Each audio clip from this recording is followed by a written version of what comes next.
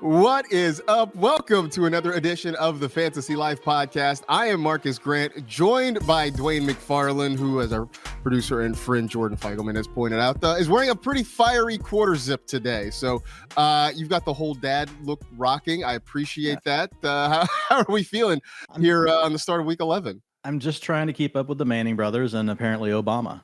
Right? I think that was the inside joke on the last Manning cast. I can't remember. I think it was someone from The Ringer actually that tweeted that, and it made it onto the air on the Manning brothers. So they do have a mean quarters up. I probably have them. I'm pretty sure I have them defeated though, and number of children and how old my children are. So I think I win on that front. There you go. Well, at least you have something over the Mannings and or former President Barack Obama. And I think it was Kevin Clark that tweeted it out from The Ringer, and the whole thing caught fire. And the Mannings, if they don't have one already, they should get a quarter zip deal. I'm sure they've got some sort of endorsement deal from a apparel company or something at this point. We got a lot to talk about on the show. We're going to go through the utilization report as we always do early in the week. Of course, you can catch the whole thing online at FantasyLife.com. Be sure to go check that out with all the myriad tools and all sorts of great things there to help you set your lineups. But I want to start with kind of a beefy topic to begin the show. And I know in some leagues we've passed the trade deadline. I know there are a few leagues where it's still maybe a week or so away. But either way, you're at a point in the year where you are really planning for the postseason, for the late season run into the postseason. And this is a time where we talk about getting players with upside and sort of looking for those guys that could be breakout guys. And maybe it's for the end of this year. Maybe you're looking ahead for next year. But either way, those players who do have some sort of path to production. And Dwayne, you recently had a tweet about sort of what you were looking for in that sort of thing and finding those guys that do have that upside, that have that path, maybe not a guarantee, as you said, but a path to extra production. So when you talk about that, I mean, just kind of dive in on that, if you would. What sort of things are you looking for when you are trying to find those guys who maybe haven't hit in a big way, but could break out anytime soon? Yeah, I think the first thing you're looking for, right, is talent. And there's many ways you can think about talent. Obviously, we're talking about NFL players. They're all talented. But what we're talking about is the guys that could be exceptions. The easiest way to do that, and there's a lot of cool stuff out there. There's a lot of great dynasty resources that can help you in redraft. There's certain things you want to look for. Like we'll be writing about that stuff in the off season, like how you find breakouts. Like I've done a lot of research personally on this kind of information as well. But like a real quick cheat code is, how high was the player drafted?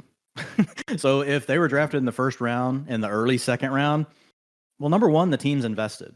They're going to keep giving the player chances typically, right? And they want that player to succeed. So I'm looking for talent, and that really is what we're looking for when we think about upside. But then the other part is what you mentioned. We are looking for, do they have a reasonable path to really gaining opportunity? Now we know these things can change. We know they can be fluid. I mean, we've been doing a show. We're in week 11 of this show. How many times have we seen a trend and then it turns and goes another way? It happens. But guess what? The really good players, the best players, once they break out, like if they're truly as talented, like as what their breakout shows, they usually don't go away. Because the team sees what we do and they're like, whoa, look what we just found. Like we want this guy on the field. And so a great example of this last week, we'll give ourselves a little pat on the back. We talked about, Christian Watson in the newsletter on Saturday and said, look, like this is a guy that right now, go pick him up today because you've got a situation where he's going to be on the field. We knew Romeo Doubs was not going to be out there. We know that Alan Lazard is nice, but he's not a target alpha, right? He's not something that's going to be a barrier to another player on the team breaking out. You've got a player like Aaron Rodgers playing quarterback. We know how good Aaron Rodgers is. Everybody knows that. He's a Hall of Fame quarterback. Is he having a bad year? Yeah, but he's not suddenly bad. Like he's just been struggling with bad weapons. And so when things start to stack up like that, like you preemptively want to just get in on them if you can ahead of time. Now, not everybody had the opportunity to go do that, obviously. When we look at Christian Watson, like he's still available right now in 92% of leagues. But the biggest thing that made me write that tweet, Marcus, was, I put some stuff out there this weekend, just basically kind of outlining what I just said about, Christian Watson. I couldn't believe how many people came back with, well, you never know. Next week, it could just be 2 catches for 10 yards. And I'm like, yeah, but we can say that about a lot of players. He has the draft capital. He was the number 34 pick overall. He was almost a first-round pick. When you look at who all was on the board for the Packers, There were a lot of receivers on the board they could have taken, and they chose to elevate Christian Watson over a lot of those guys. Now, time will tell. Are they going to be right on that? They took him over George Pickens. Is that going to ultimately be the right call in the end? I don't know. But what I saw this last weekend, the other thing we look for is that the player can demonstrate some sort of upside and they show you something. I get it. It's one game, but it's almost like people are counting it against him because he scored the 3 touchdowns. Because everybody immediately goes, they're like, man, he can't catch 3 touchdowns every game. Well, like, duh, we know. Like, who's going to catch 3 touchdowns every game? But he showed you he can score touchdowns, and how did he score them? Deep, getting open. He has a natural ability on the NFL field against other professionals, and he made them look bad. It wasn't just because it was a fluke. He had a 42% target share. What do we talk about all the time? Can a player earn targets? He's shown you. Is it a one-game sample? Yep. But another thing you and I talk about all the time, what world do we live in? We live in a world of small samples. So that means if you wait, if you need Christian Watson to prove to you for another 2 games that he can do this, guess what? You don't get 2014 Odell Beckham if it happens. You don't get 2018 A.J. Brown if it happens to be him. There is a litany. There's a huge list of receivers that have broken out in the second half of their seasons. Some of them started off injured, just like Watson. And so it's tough. You can't pick and choose. The better way to think about it is, are the ingredients there? And then you put the chips down on the table. You make the bet. You could be wrong, but as I sit here and think about it, what other receivers with his draft capital, with a great quarterback and a weak depth chart? I can't think of a comp for him. We have one more we'll talk about, right? But there's not many guys just sitting like that on your waiver wire. So that's the other thing you got to do is look at the wire and be like, okay, if you think there's someone else that's still going to break out, who's it going to be that has this draft capital and all these other things? So for me, it's just that big picture. I think you got to zoom out. You can't get stuck in the minutia here. You got to realize that this is your chance on a guy like Christian Watson. And lastly, man, like big picture, Marcus, like people just lost Cooper Kupp. Mm-hmm. If you think you're getting Christian Watson for cheap, you're nuts. People that just lost Cooper Kupp are going all in on Christian Watson because they have to. So if you want him, you got to put all your chips in the middle. I think it's funny you talk about, people sort of being skeptical, and I sort of get that too, right? After he scored his third touchdown, I think I tweeted, he's just setting us up for the banana in the tailpipe next week. But at the same time, I also look at everything that you pointed out too, right? You've got a Packer offense that hopefully is starting to turn a corner a little bit and getting a little bit more productive. You got Romeo Doubs, who's injured this week, for instance. You've got a really good matchup against the bad Tennessee secondary. All the ingredients are there to at least make it worth taking the shot on. And I think I put him out earlier this week as a nice waiver wire option where he's available, and somebody responded with what you said. Like, I'm just worried he's going to come back and he's not going to get you any points. He's going to have a dud. And my response was, look, that's certainly within the range of outcomes, but there are so many other things there that are working in his favor that it's worth taking the shot. I also wonder, Dwayne, are the people this negative about him if he just, let's say he had 60 yards, 70 yards and a touchdown, good game, not a huge blow up game. Do people look at that and like, okay, this seems repeatable. Maybe I'm in on Christian Watson. Instead, he gives you 3 touchdowns, this enormous game, and immediately the response is, well, he can't do that again. We're like, well, yeah, of course. Nobody says that. Maybe he was too good for his own good, if that makes sense this past week. Yeah, I think you're exactly right. Our producer Jordan and I were just chatting earlier via, Discord, and that's the conversation we were having. I told him, I was like, I really honestly feel like Watson is being looked like in a negative light. The 3 touchdowns are hurting him because people immediately, he can't do that again. Right. But we don't care. He demanded 42% target share. I think you're right. If he had caught 1 touchdown on 7 targets, 6 catches, 70 yards, I think people would even be more in on him. I think they would just, be like, oh man, like this, but it doesn't matter. He has shown enough. And honestly, I still prefer getting to see the touchdowns. I've got him playing right now in front of me. I got a Twitter feed up of just them playing over and over, and he could have had a 4th. He lost the ball. He had beaten his man again and he gave up, and Aaron Rodgers threw it to him. Like, dude, he could be a top 12 wide receiver the rest of the way. You rarely get to say that. We're going into week 11. Week 11. That's the other thing, Marcus. What are we waiting for? Right. If you're in a league that has fab dollars, what have you been waiting for if it's not these ingredients? Hall of Fame quarterback, early pick, weak depth chart competition, just showed you he can ball out. He's been hurt. You have an excuse for why he hasn't been good yet. He's been hurt. It's not like Nick Akini Westbrook, who's been playing for 3 years and all of a sudden breaks out and has 1 game, and you're like, whoa, you just had a 28-point fantasy game. but yet over your career, you've never been able to even demand a 10% target share. You don't have that, conundrum here with Watson. Literally, you have, you weren't able to play. You played a little bit. You had a 21% target rate when you were on the field. Not a big sample, and then you come out and smash in this game. Like, yeah, it's to me, it's an easy slam dunk. I would put everything in the middle. If you're playing in a league with me, and you're wanting to bid on Christian Watson, if I have more fab than you, don't bother. You're not getting it. So you talk about Christian Watson, another guy who I guess fits into that mold also. And you mentioned A.J. Brown.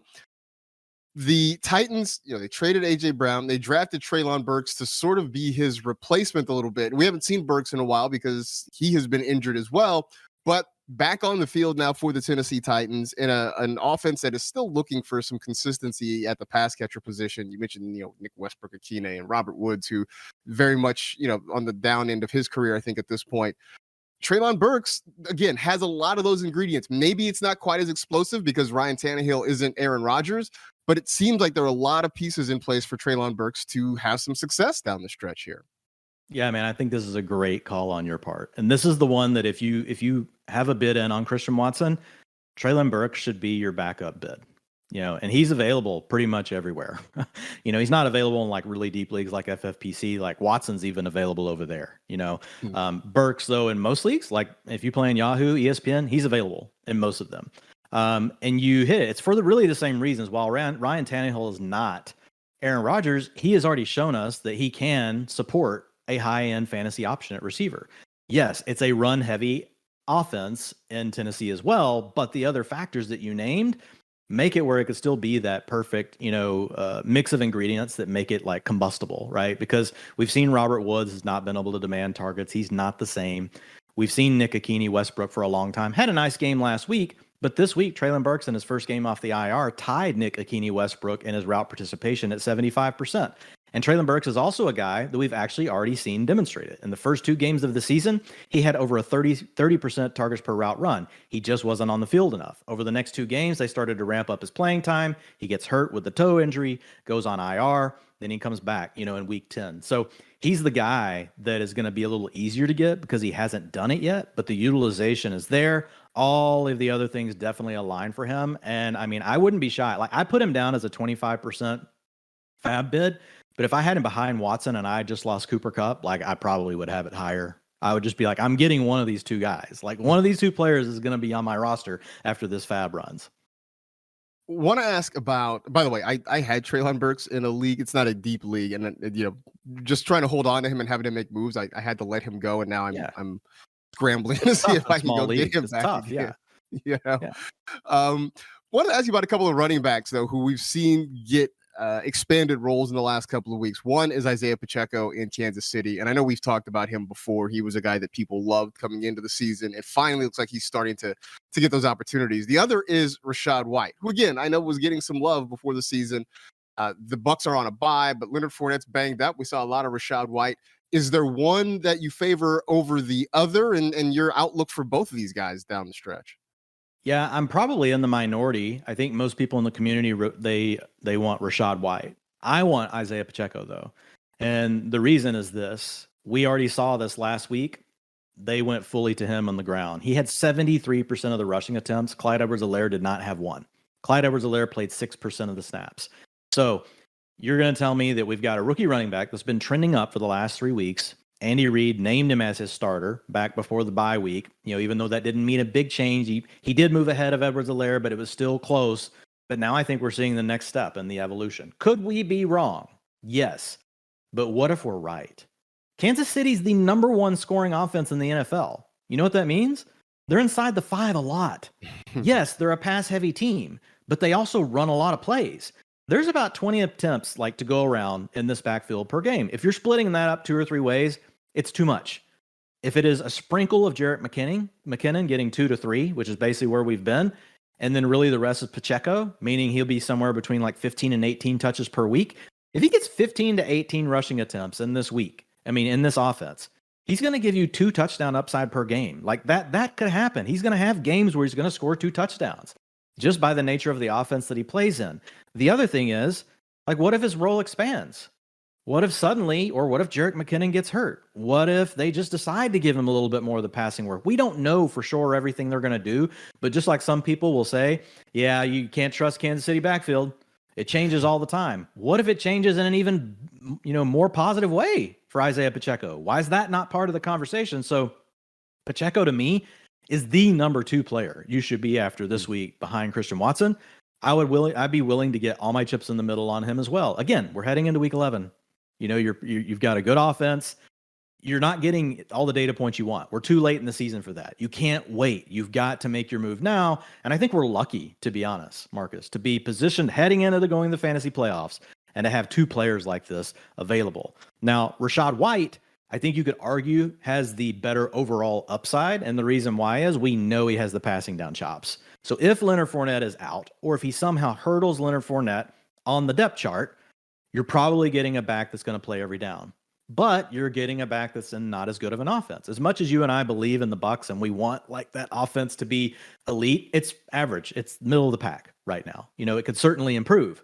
But the upside of probably having a back that could give you 20 carries as well as 5 to 10 receptions, like in any week, like White has that. Pacheco right now has not shown that in his profile. So the overall upside is there, but the most recent reports are that Leonard Fournette's probably going to be okay after the bye week. And so I just don't see a scenario where Lenny fully goes away, even if Rachaad White starts to take over. So more than likely, you're hoping that Rachaad White can be in a situation like the Chiefs have already shown us they're willing to put Isaiah Pacheco in. And so I lean to the guy that they've already shown it to us, right? And so it's close. I like both. If you need a running back and they're both available, I would be making sure I'm coming away with one of the 2.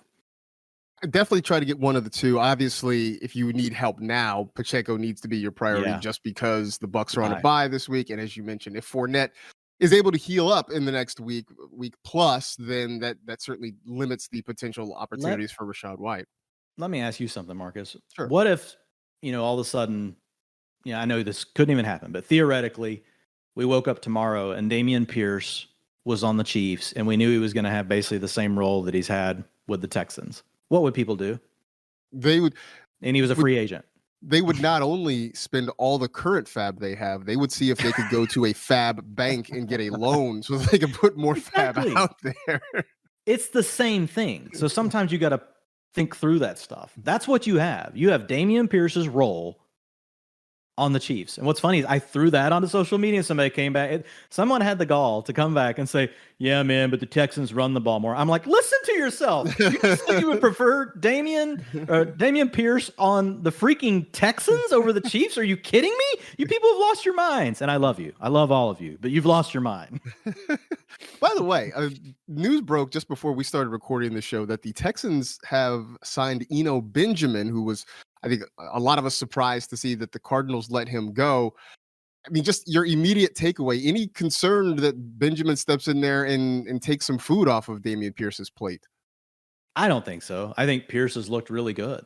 The Eno thing's weird. I don't know if it was to make room to get to bring up Max Williams after the Zach Ertz injury, or did something happen in that running back room? Did they get caught doing something they shouldn't be doing? Because it was kind of weird that Darrell Williams was gone. Mm-hmm. They had Eno Benjamin active for the game last week. He played 1% of the snaps. Nothing. It was all James Conner. Like James Conner was like Godzilla of utilization last weekend.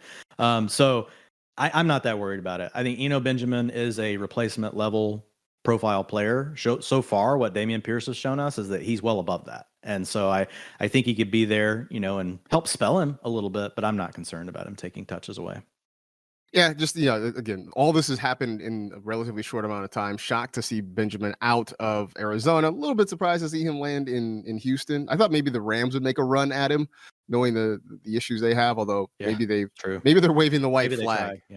Maybe they're also just kind of waving the white flag after the Cooper Kupp injury. Who really knows? But going to be something to kind of keep an eye on. We are talking about the importance of getting in early on some potential fantasy prospects. Also important, it's kind of get in early on your weekly betting lines, and go over to FantasyLife.com. If you don't check out the newsletter, you should absolutely. Matt LaMarca already jumping in and talking about some things for the upcoming week. So be sure to go check that out. Also, check out our friends at BetMGM as well. They always have some lines up early, so you can go and take a look at that and start to kind of plan out what your upcoming week is going to look like. Because things already move. I mean, we've seen the Jets, that game move about half a point. We've seen the Packers move about a point or so. So go on in, sign up for a BetMGM, use the promo code FantasyLife, risk-free first bet up to $1,000. So go have some fun. Enjoy your weekend, even more than you probably would already just watching the NFL games.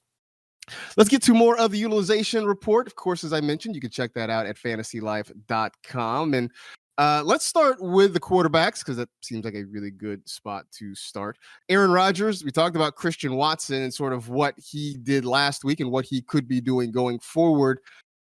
Last week, the Packers went out, and in a game I didn't expect Rodgers to have a nice week, he did against the Cowboys. This week, the matchup looks a little bit better against the Tennessee Titans. Are we feeling a little more comfortable putting Rodgers in lineups at this point? Absolutely. And it all really ties back to Watson. I think for the purposes of Aaron Rodgers, we've seen him trying to make these downfield plays. We've seen him look for these in the games over the last several weeks. He has not had a weapon to really, help him execute. Think about it. Like a lot of the big plays down the field that he's tried to get to Romeo Doubs, and they just have not been able to make that connection. Why?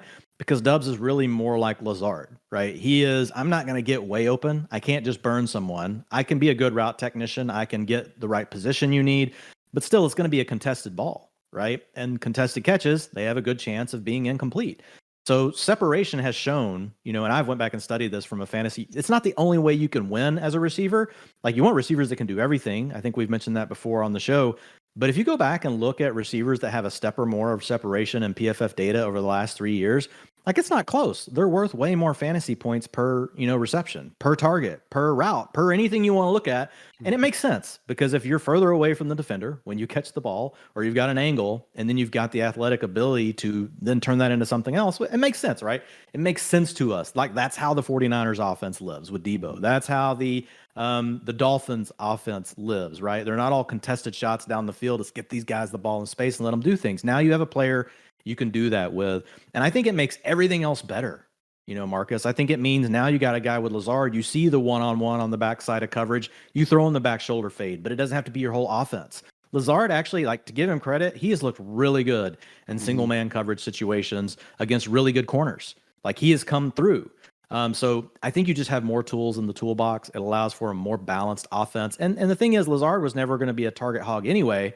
So if he was always going to be a 22% target share player, I think it becomes better for him now because if people have to start paying attention to Watson, that potentially leaves him more room once he makes a catch. And then I think for Romeo Doubs, they're going to maybe get Randall Cobb back this weekend. So it's just getting healthier and getting into a situation where maybe Watson can be the straw that stirs the drink for Rodgers. I would say, if I had to pick right now, rest of the season, you told me, okay, you can pick from the old guard here, right? You can go with, I'll be interested in your thoughts. You can go with Russell Wilson.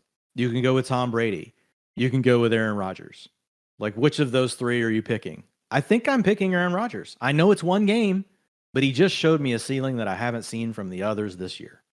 It's either Rodgers or Brady. I mean, Wilson, I think, is the easy one to sort of exclude in that situation. Agree. But Rodgers, see what he did last week. And maybe this was a situation where it takes time. And we talked about this with the Chiefs and Juju and Patrick Mahomes sort of taking time to get on the same page. For Aaron Rodgers, it was almost a complete reboot, right? This is a guy who really had lived with Devontae Adams and sort of had risen and fallen with Devontae Adams. And now to not have that really meant that he had to kind of go through everything. And so maybe it took 10 plus weeks for that to come together. So I'm flipping a coin. I might say Brady, but it's close, right? But either way, I think it's really close too. I think it's close too. I know that Russ is, like I said, he's the easy exclusion. Man, the thing I love with Rodgers is when I watch, he's the guy that will take his time back there and he will sit and he'll wait. He can buy the time. He's not going to run for a lot of yards, but he extends plays better than the rest. He doesn't just have to get the ball out. And I think with the way defenses have evolved, the ability to move in the pocket, buy that extra time against the extra coverage, is more meaningful than ever. And just the threat that you could take off, which Rodgers still can. He's done it more over the last couple of games.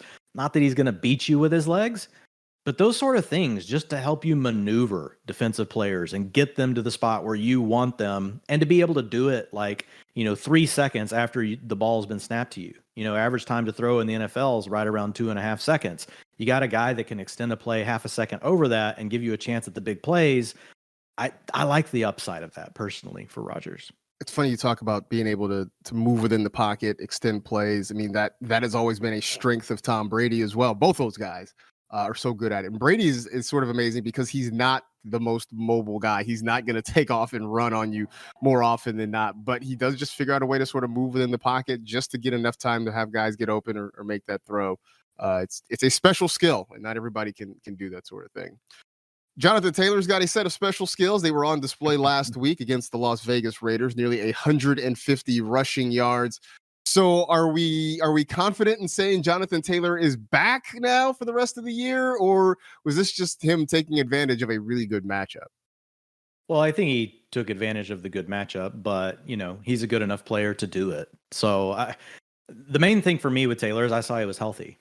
The speculation was, oh man, he may not be the same. This could be Saquon Barkley, last year at the end of the year where he was just zapped, right? Because he had the ankle injury. I think the benefit that Taylor has is he wasn't coming off of a major knee injury the year before, and then sprains his ankle. Like he's just been dealing with the sprained ankle.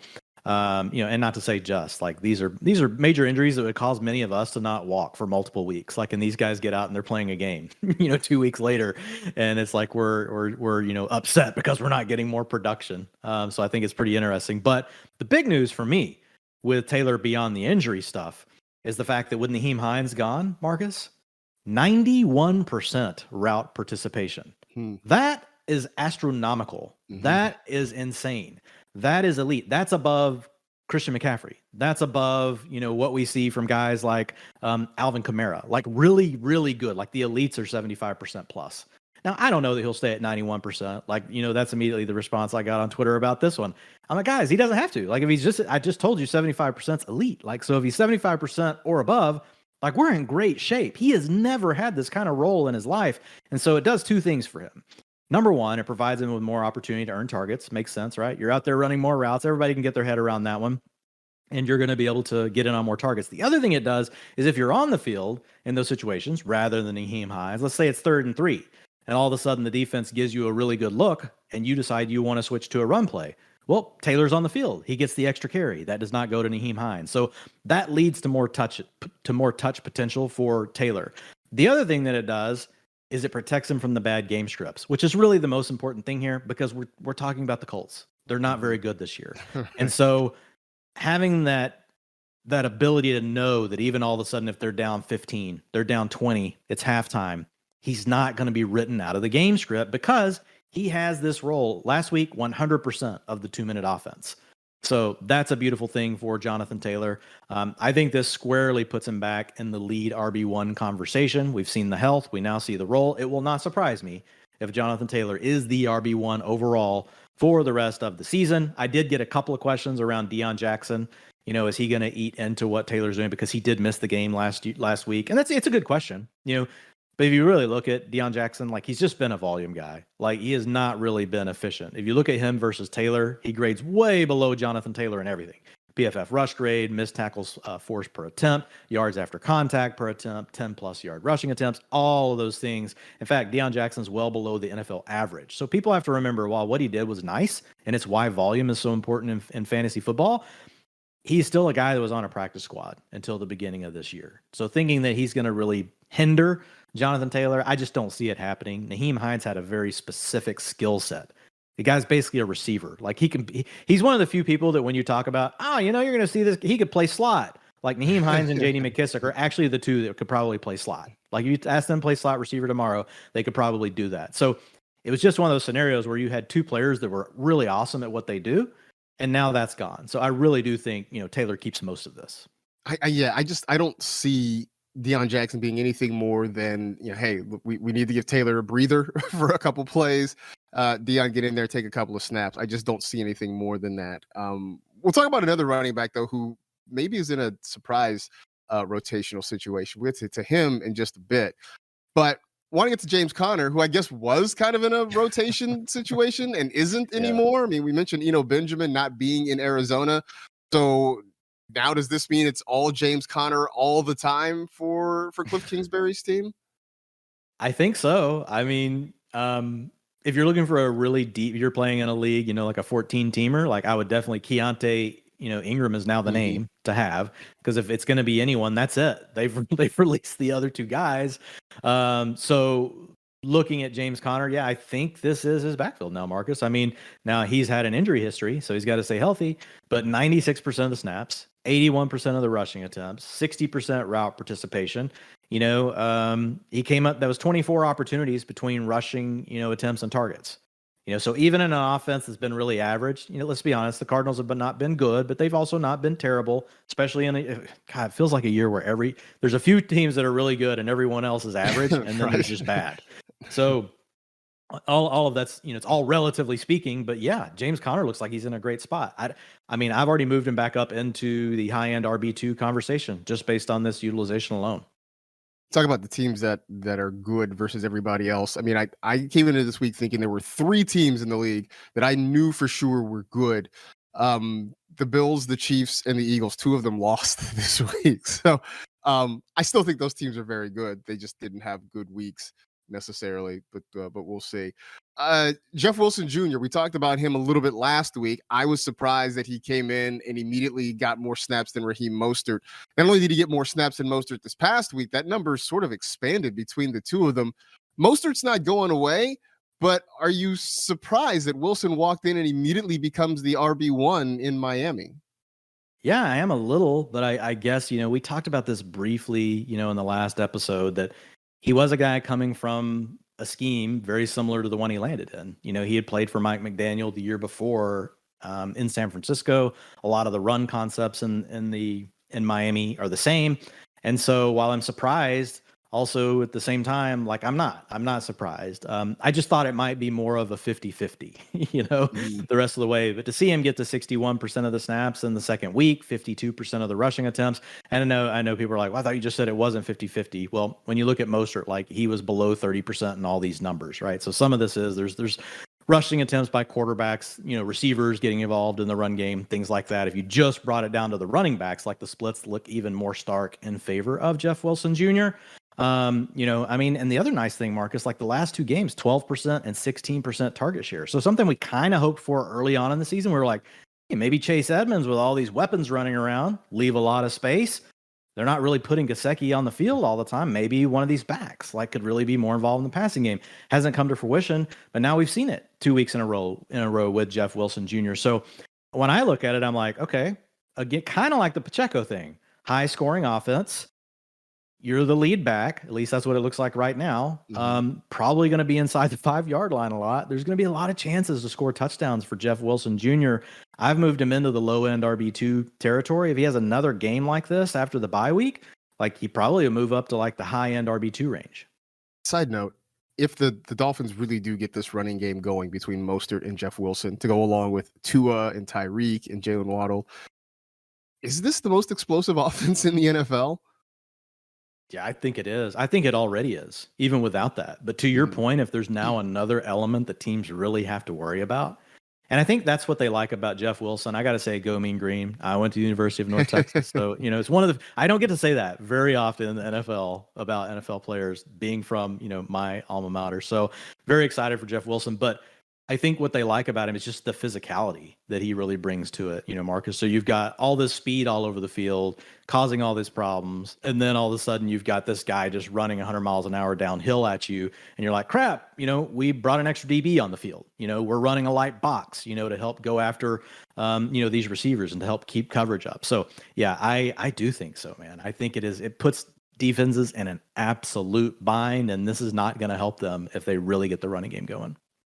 So Jeff Wilson going from San Francisco to Miami, Christian McCaffrey joining the 49ers a few weeks ago. And I think the belief was, he's going to walk into San Francisco. He's going to dominate all the snaps and the touches, and that's just going to be that. Except this past week, there was a lot of Elijah Mitchell, and both guys were very productive. I think there's certainly a belief that both guys can eat. in a Kyle Shanahan running game. But were you surprised to see that it was not just dominated by Christian McCaffrey? And I think what I saw is that Mitchell on Sunday had 7 red zone carries, whereas McCaffrey's had 4 combined in his last couple of games with the 49ers. Any surprise that we saw so much Elijah Mitchell last week? Yeah, I was surprised. I really thought Elijah Mitchell would just be the handcuff, and that this would be, you spend all that draft capital, you're trying to go all in. I thought it would be all Christian McCaffrey, and a guy that we've just seen, that's handled that kind of workload in the past. To see Mitchell come out there and, get 70, we saw, CMC at 34% of the rushing attempts. And then, I know some people were like, well, the game got out of hand. So, I just went, and I always try to do this when we look at utilization, because that can be a factor. I went back and looked at the game when it was closer, and then I just kind of broke it down by quarter. And so if you look at it, Mitchell handled 45% of the rushing attempts over the first 3 quarters. If you look at the first 2 quarters, he was right around that number as well. So it was almost a 50-50 split when the game was close, when it wasn't out of hand.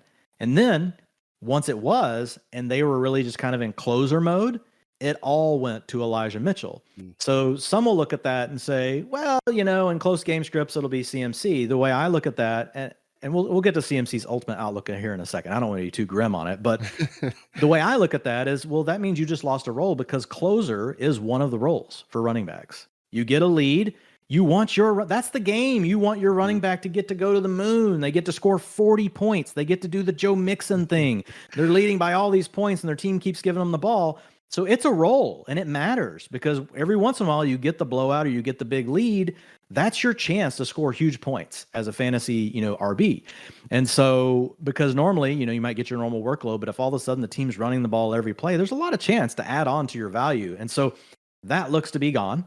The other thing is just knowing that inside the 5, to your point, they were willing to use Mitchell much more. And so that stills potential touchdowns from CMC. Now, having said that, like CMC, number one, Kyle Shanahan could change his mind next week. Like Kyle Shanahan, we've talked about it on this show. He changes his mind a lot. Like he could easily just go back to CMC. Number 2, you could get in a game script where they're in a shootout or trailing, and it probably won't matter very much. It really will be CMC still as the main guy. But I think there's a chance that that's false as well, because when you look at the 49ers, they're one of the few teams that they really don't care. They're like the Honey Badger. They don't, I won't say it on air, but like they don't care. Whenever they're trailing, if they're close, if they're leading, they are above the NFL average in rushing rate versus all the other NFL teams. So like take this last weekend as example, 49ers trailed by 4+ points on 56% of their snaps last week. 56%, they trailed by 4 or more. Yet they opted to run the ball 58% of the plays. The NFL average in that scenario is running the ball only 31%. So I found it kind of interesting that a lot of people went to it's just the way the game worked out. I'm like, they trailed over half the game by 4 or more points. It felt closer than that, and it ultimately was at the end, and they, came out with the victory pretty easily at the end. But like, if you look at the game as a whole, it was a situation where, technically you would think, man, there should have been more CMC, and there wasn't. It was really tighter. Again, now having said all of that, like if this role sticks, then you're really looking at CMC being in a situation where he is kind of like Alvin Kamara or Austin Eckler before, so early career Alvin Kamara, not early career Eckler, whenever he had to deal with Melvin Gordon all the time, but once they had kind of decided, like, this is a 1-2 punch, right, between these two guys, because you're still going to get all the passing downs, which McCaffrey kept. He had 100% of the long down and distance. They didn't use their 2-minute offense, but he had a 21% target share, going to be involved in the passing game. But the 34% rushing attempts is bothersome. Like, he could end up anywhere between 35 and maybe 50% now, and that really puts him in a range where he could still be the RB1 overall on the season. But the question is, Marcus, can he be the absolute league crusher? That's if you drafted CMC number 1 overall, it's fine. You'll still take this. But you drafted him, you took the risk of drafting a running back versus a receiver like Justin Jefferson, because you thought, maybe it's not true this year, that you'd be better off because receivers don't get hurt as much. And then as we see, Cooper Kupp's out, put on IR. But you may not have quite that upside. So he may not be on a pedestal by himself, because there was still a chance of that happening this year, to where all the guys we love, we could have just looked up and been like, well, Saquon Barkley's really great, but CMC, he's all by himself. Like, he's the one guy that scored 25 to 30 points per week. So He's still going to be really good. I just don't think you can expect that from him anymore. And I don't think he's an auto lock to be your RB1 every week in your ranks anymore. I think part of the reason that we drafted CMC as high as we did is because, I mean, one, there's the talent, that's obvious, but also because there weren't many guys out there who could boast the snap share and the touch share that he was going to get on a weekly basis in Carolina. Now, if that is changing in San Francisco, then I think we have to change our outlook, but still understanding the talent profile, the usage, and just the overall offense is still a great situation that he's got with the 49ers. Some news that came down as we are recording this show right now, and that is the Bears have placed running back Khalil Herbert on injured reserve, which means he's going to miss at least the next 4 games. So a simple question, David Montgomery, I won't say to the moon, but maybe to the outer limits of the atmosphere right now? I think that's a good one. As far as his talent, we'll let him go. He's going to get carries. I mean, this is one of the most run-heavy offenses in the league. Teams have to worry about Justin Fields. We have seen running backs playing with guys like Lamar Jackson just really able to, have this high efficiency because teams are so worried about accounting for him in the run game. And Justin Fields is now at that level. Teams are more worried about Justin Fields than David Montgomery. And so they're going to try to take Fields away whenever it's any sort of option play, right? Where the quarterback gets to read one of two things. They're going to try to force the ball to David Montgomery. Well, how do they do that? They leave the hole open for David Montgomery and they close the hole for Justin Fields. So while it may sound like a bad thing, it's still going to be a good thing for David Montgomery because he's going to get the ball and they're probably going to give him a lane because they want him to get it. And so all David Montgomery needs to do is stop dancing so much. His 2 years ago when he had a great finish to the season, I loved what I saw. He's a very east-west runner, right? He spends way too much time traveling too many yards to just get a few yards because he's just not fast enough to do that. Like he has the vision for it. He has the anticipation for it, but he just doesn't quite have the athletic profile to pull it off at the NFL level. It worked at college. If he would just put his foot in the ground and go in this offense, he's going to be really good. He's out there for all the passing downs. That's not going to change. I mean, he's probably, Marcus, going to be in line for 25 touches a game. Like, there's no way he's not going to be in the RB1 conversation every week. As much as people are going to hate him and as much as people are going to be like, oh man, he's never going to be able, he's going to do it. It's going to happen. Like, it's coming at you, right? In fact, he's going to have RB1 overall finishes. It's probably going to happen. Like, because they run the ball too much for it to not come through. So I don't know how long we'll see Herbert's out. I don't know, as this news comes in, like, is this, permanent, like done for the season IR, or is this the 4-week variety? Sometimes it's funny, like, and you'll go search, like you start like, oh, what is this? And like every resource you find, it doesn't tell you. It just says on IR. So he's on injured probably, reserve. okay, Jordan's helping us, at least 4. So at least 4 right now. So that's it. So we'll see what it is, but yeah, it's always the worst where all you get is like, he's on injured reserve, and it's like, well, I know that part.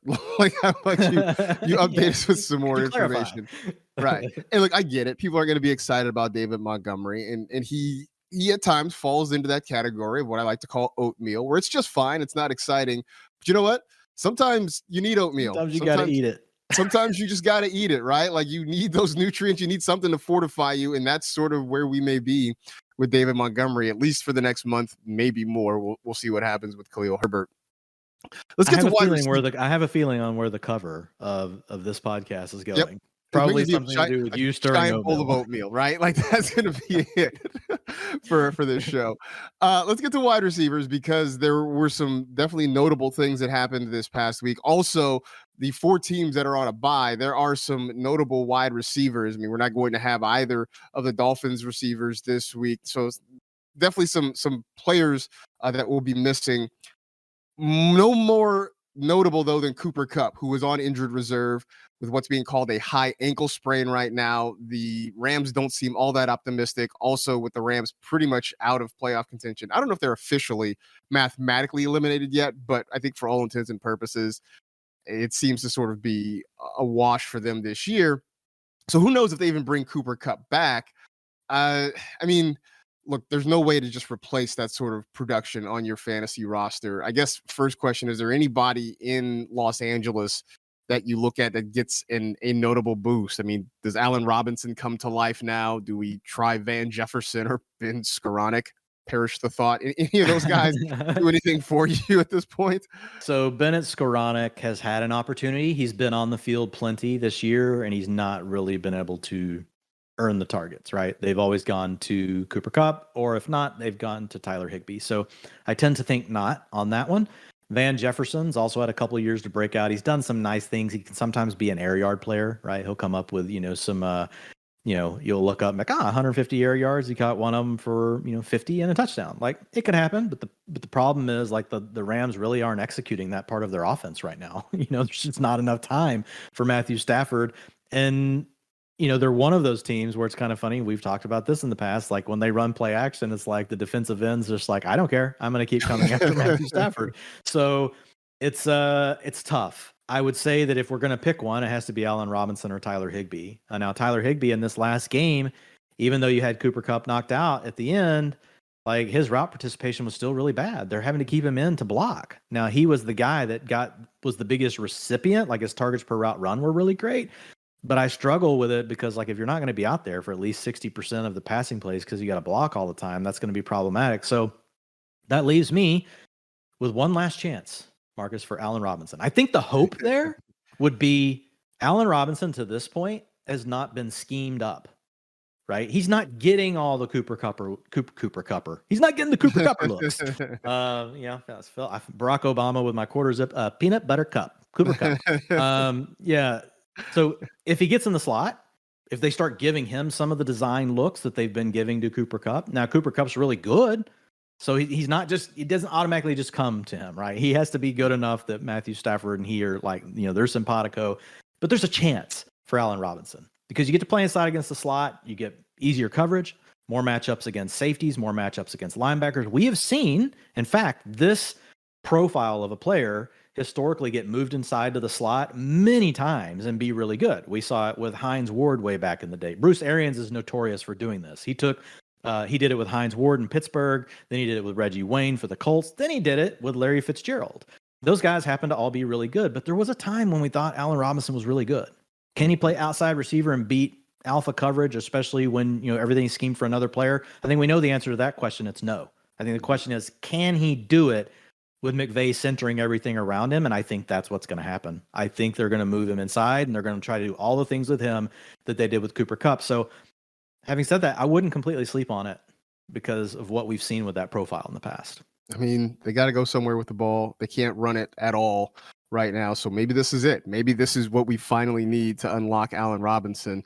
I know for a lot of people, it's probably going to be too little too late, but for everybody else who still wants to take a chance, you're right. Maybe this is the opportunity for that to happen.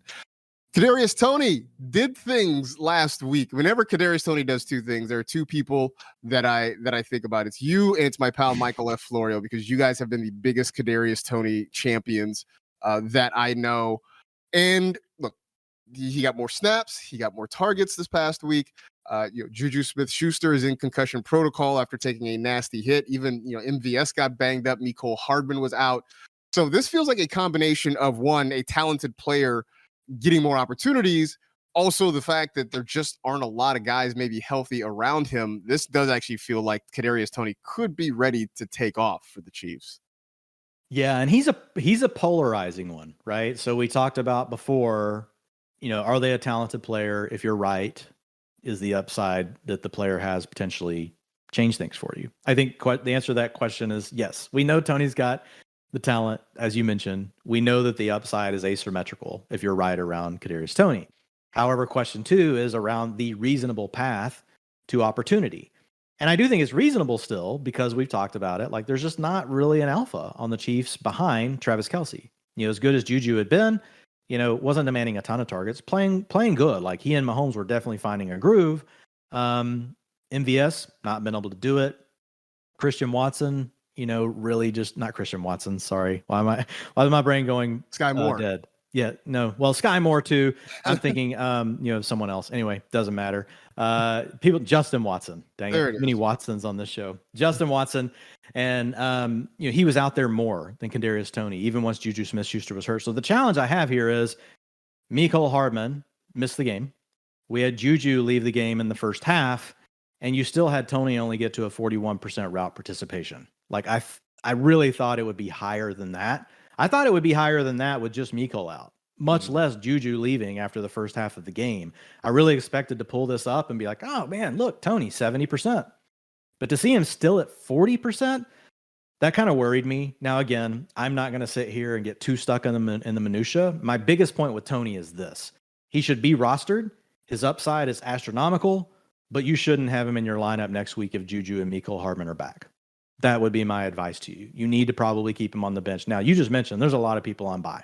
So it could be one of those weeks where you're just like, well, I could start this guy that's just going to be out there running wind sprints like a Justin Watson or a Nick Akini Westbrook, somebody like that. Or I could just, take a flyer on a guy that may only run 10 routes but score on 2 of them. He still fits that, right? He's boom bust. He's a boom bust wide receiver 4. So I really love Kadarius Toney, but I was just slightly concerned that he couldn't do more than that already. And I think what lingers in my mind, Marcus, is just the fact that he's just been a guy that hasn't seemed to be able to put it together yet. And maybe I'm over accounting for that, right? But I just feel like with Toney, as much as we love him, we're always waiting on the other shoe to drop. We're waiting for Toney falls asleep in the wide receiver room, Right. or Toney's in the doghouse for this, or Toney pulled a quad, or Toney, this or that. So maybe I'm overcompensating from, to your point, being someone that's loved him so much and then having to deal with all the heartbreak with him, but just slightly concerned right now about having him in a lineup. No, I totally understand that, but it does go back to your statement about getting in early, because we don't have that many more chances to take swings at these guys. So Toney should be on rosters. It shouldn't be on the wire. Period. Should not be on the wire at all. If I had to pick, though, I would roster Watson above him. Okay, because we've already seen it and he's already on the field, right? So I would take Watson above it. I think when you get to Treylon Burks, I think that's the one where you can make an argument more for Toney, just because we really have, even though they both have small sample sizes, we've seen Toney produce, right, at a high end level and plays in the better offense. So I think, that would be the way you could break that tie and go with Toney instead. But I would go Christian Watson, at the top. Yeah, that makes sense. I mean, Watson seems to have more of the factors you want, right? It's the opportunity, the ability, and the quality of the offense. Whereas for Toney, when everybody gets healthy, who knows if that opportunity is going to be there on the same level. Paris Campbell, back to getting opportunities again. He had come into our lives. Then the Colts went and benched Matt Ryan, and he sort of went away. Now Matt Ryan is back. So it seems like Paris Campbell is back along with him. You talked about it earlier with Jonathan Taylor and the fact that the Colts offense is still it's not going to be a world beater, but I think you and I said, and a lot of other people said that, hey, Indy, if you're not going to go anywhere, at least give us Matt Ryan back so we can get all these wide receivers back in our lives. So I guess we are back on the Paris Campbell train now. Yeah, and it's great to see, because this is a second-round NFL wide receiver that was an extreme athlete at Ohio State, played with a lot of other really good receivers. I know a lot of people were down on him because, his target shares weren't high enough in college, his dominator, all these things. And I get it. I love all those data points. I look at them, I care about all those. So don't get me wrong. But again, accounting for the context of where this kid played football and being still a high second-round draft pick. And then kind of what we've talked about with some of these other guys, except it's just lasted longer, like Christian Watson being hurt at the beginning of this year. Paris Campbell's just never been able to stay healthy. It's just been very brief that we've been able to see him on the field. So we know he's got the draft, capital. We're now seeing him produce. And then to your point, like Sam Ehlinger, was really a wet blanket on Paris Campbell's coming out party. It was happening. So now you get Matt Ryan back. So listen to this, Marcus. Over the last 3 games with Matt Ryan, Paris Campbell has 29 targets, so 10 a game almost, 25% target share. He has 24 receptions for 203 yards and 3 receiving touchdowns. That's 20.8 fantasy points per game with Matt Ryan. That's crazy. The other thing you look at, Nyheim Hines, I know we talk about that with Jonathan Taylor, but where did he vie for targets? Underneath. Where's Paris Campbell operate? Underneath. This guy's got an ADOT, typically between 4 and 5 every single game. He's the underneath layer of the read. And then you have intermediate, you've got Michael Pittman working behind that. And then they've got more of a traditional offense. And then you've got the deep read. Alec Pierce is the guy they want to take the top off the defense. So I love Paris Campbell. I think in a lot of waiver wire columns this week, he's probably just going to kind of be a throw in. I've got him at just as much fab as I do Treylon Burks. And I think you could honestly make an argument that you should have him above Treylon Burks because he's already shown us 3 games. I mean, as long as Matt Ryan doesn't get benched again, and now that they've seen Sam Ehlinger, I don't see it. I mean, they know what Nick Folk is probably, right? So I don't know, man. Like I'm in on Paris Campbell. He checks all those boxes that we want.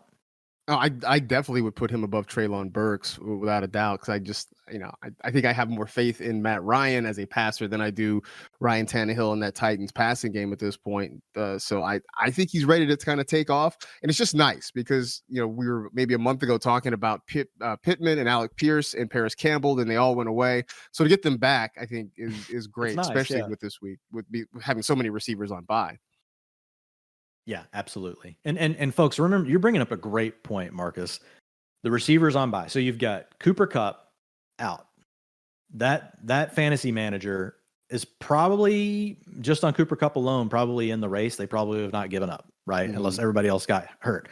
They're going to be after a receiver on the waiver wire. All these bye weeks you just talked about, it's going to hit a lot of fantasy teams. Fantasy managers are going to be out there and they're going to be after these players. And then the last fact, right? We're in week 11. Do not go weak, to the rim this week. Like overbid what you would normally think you would. It is going to be hyperactive. These names are probably all going to go higher than what you expect. We're almost to the end. Put your chips in the middle. Put more than what you would think you would normally put on all these players because there's just a lot of circumstances coming together that I think is really going to drive the bidding up. Fab dollars are like timeouts. There's no point in just leaving them in your pocket as you're going to halftime. Use them, spend them, get rid of them. By the way, we keep talking about the receivers on a bye. You've got the Bucs, so that means no Mike Evans or Chris Godwin. The Seahawks, which means no Tyler Lockett or DK Metcalf. The Dolphins, which means you're missing Tyreek Hill and Jalen Waddle. And the Jaguars, which means no Christian Kirk. So there are some quality wide receivers. You're missing 7 top 24 guys pretty much right there. Yeah, that's just a lot of quality receivers. That's a lot. Who are not playing this week. Before we finish up, let's do some tight ends because there's some big tight end news as well. Zach Ertz, unfortunately, is on injured reserve. He is finished for the season. Dallas Goedert suffered a shoulder injury on Monday night against the Commanders, and the reports are that he's going to miss an extended amount of time. Nothing more specific than that. But either way, in a position that was already incredibly shallow, we're losing 2 of the more consistent producers we've had all season long.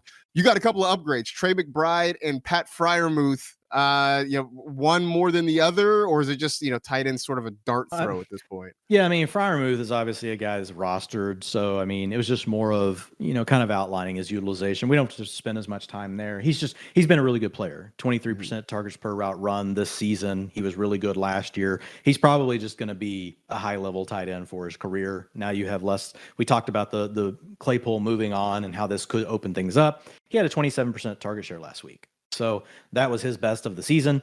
I think there's a real opportunity that this guy is tight end 5, 6 every week moving forward. He and Dalton Schultz are the 2 that I think down the stretch are going to help people win some fantasy championships, especially now with these injuries that are coming into play.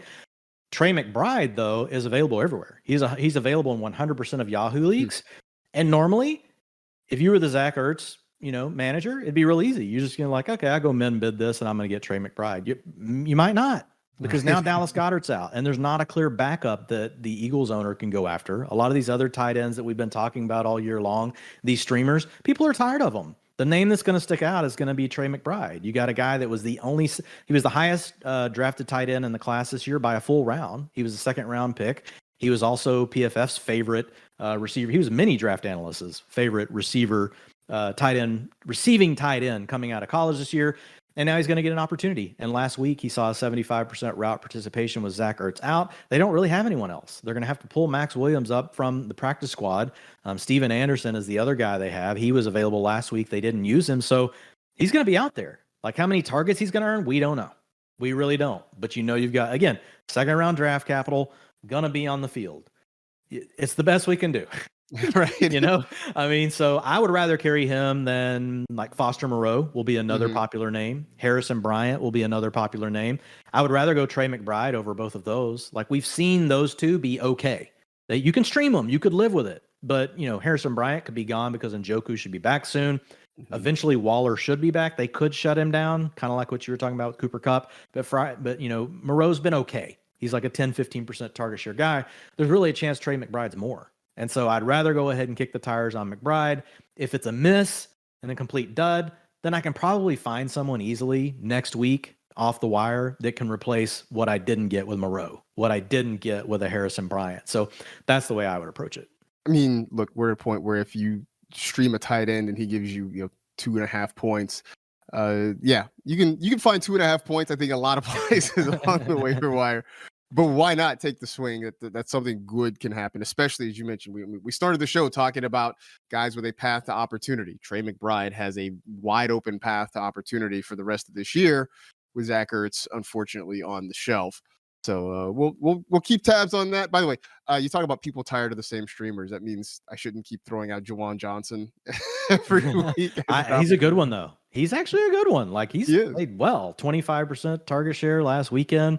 He's been around the 70% route participation. Like he's been really, steady the last 3 games. So I like Juwan Johnson. I think that's a good one, Marcus. And who knows? Maybe Jameis is back throwing some YOLO balls this week too. So maybe we get some more downfield shots if that ends up being the case. We went deep on our own for this show today. Hopefully you enjoyed everything. Hopefully the utilization helped out. And for more of that, be sure to go check out the utilization report in full at FantasyLife.com. Go check out all the different tools over there. I don't think I can say what they are, but I know that there are some really cool things that are going to be in the works that should be dropping very soon, within the next week or so. So just consider that a tease and a reason to keep coming back to FantasyLife.com to check things out over there. We appreciate you hanging out with us as always. For Dwayne, I am Marcus. This has been the Fantasy Life Podcast. Enjoy the week. We'll talk to you again real soon.